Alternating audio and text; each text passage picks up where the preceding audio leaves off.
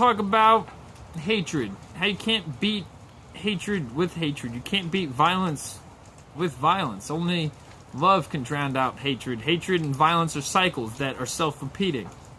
If you input to the cycle, it furthers itself. When people talk about punching Nazis, it reminds me of when I was a couple years back when I was buying my first gun. I was thinking about buying my first gun to shoot the highest-ranking KKK member I could find. Grand Wizard, Grand Dragon, whatever the fuck they call themselves. I was gonna pop up at their meetings with my high-powered rifle and hollow out his brains. That was my plan, because I figured that guy was an asshole and he shouldn't be living on this planet. But after some thinking, determined that, well, he may be an ignorant dick, and he may be the leader of a fucked up cause that's causing all sorts of problems for people, but if I shoot him, makes him a martyr, and I should wait for the law to take action, take its course, and eventually, if he does something illegal, punish this man for his illegal actions.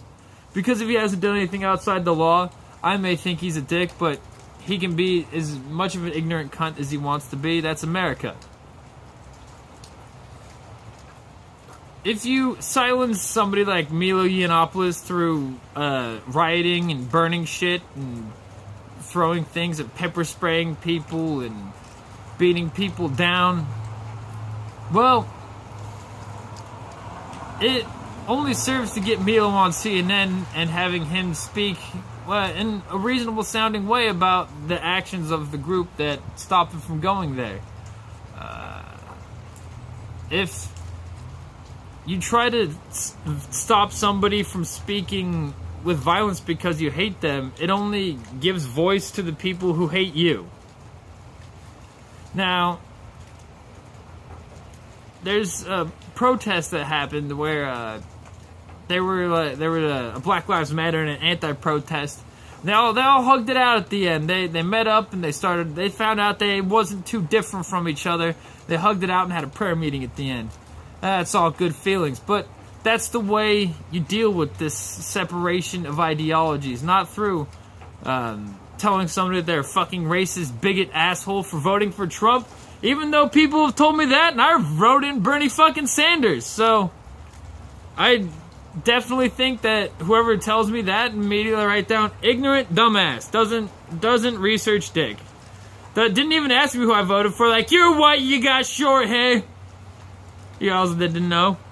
You must have voted for Trump. No. But their hatred pushed me away from them and made me think that they were fucking stupid. If they came at me and I was like, yeah, you should do some more reading. I didn't vote for Trump. I voted for Bernie. If we were to talk about it, we would have come to an accord, as things do when you talk to somebody without being condescending, thinking that you're better, calling them an asshole, anything. Because that only breeds hurt feelings. And hurt feelings breed more hurt feelings. Because you cancel somebody's speech, like, say you punched that Nazi who was wearing that doofy ass hat. Now he feels completely justified. You call somebody a racist for voting for Trump, now they feel completely justified. Instead of voicing your hatred, voice your appreciations for people. And try to find common ground, not separate ground, because only love can drown out hate and violence, because those are fucking cycles. And you have to break the cycle.